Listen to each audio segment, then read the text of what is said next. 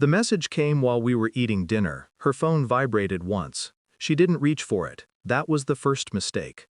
She looked at me instead, too fast, too careful, and said, "I've been thinking. Maybe it's time we try for a baby."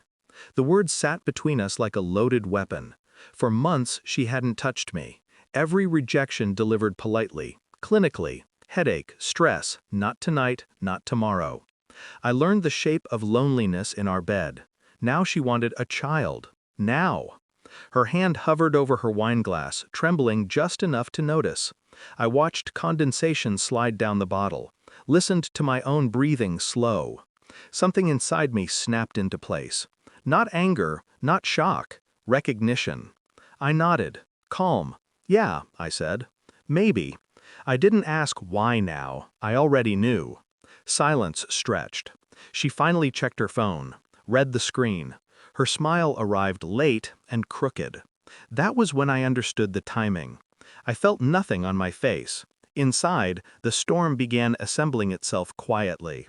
The refusals replayed in my mind differently once suspicion took root.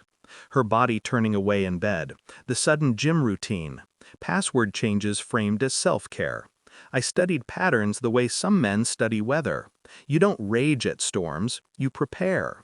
I remembered dates, counted weeks backward, did the math she assumed I wouldn't. She stopped drinking wine, took vitamins she never needed before. Her laughter became deliberate, performed. At night when she slept, I lay awake, staring at the ceiling, imagining the shape of betrayal. It didn't scream, it whispered. The cruelty wasn't the infidelity, it was the rewrite.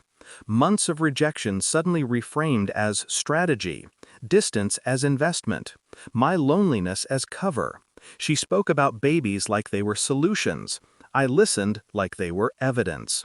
Once she said, too casually, "Some things just happen when they're meant to."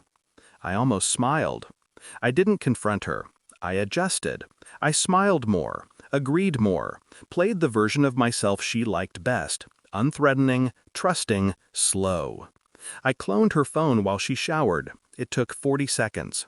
A name appeared repeatedly, not saved, just a number. Messages deleted in careful intervals. I pulled phone records, late calls, early mornings, one hotel receipt buried in email spam. Still, I waited.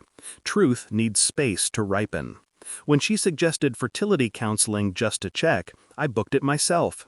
Private lab, expedited, discreet. I watched her face during appointments, the way she avoided mirrors, the way she never met my eyes when babies cried in waiting rooms. At home, she caressed my arm in rehearsed bursts of affection. I let her. Inside, I was building something precise. Silence was my sharpest tool. The envelope arrived on a Tuesday, thick, official, final. I read it alone, twice. No surprise left to register, only confirmation. That night, I set the envelope on the table between us. Didn't open it, didn't slide it toward her. "Before we try," I said, "I want honesty." She froze. A single second too long. I met her eyes. Who's the father? The collapse was immediate. Denial cracked. Excuses rushed forward and died halfway. She cried, loudly. I stayed still. I opened the envelope then, let her see the result. Not mine. Never was. Her hands shook. Mine didn't. I told her I knew before she confessed. Before the dinners, before the vitamins. I told her the timeline betrayed her. That her refusal wasn't abstinence, it was fidelity, just not to me. I filed the paperwork weeks ago. Annulment, fraud, misrepresentation. She begged. Not for forgiveness, for control. I showed her the saved messages, the hotel receipt, the lab report. Each truth landed softly, lethal. "I just didn't want to lose you," she said. I finally stood. "That's the one thing you never had," I replied.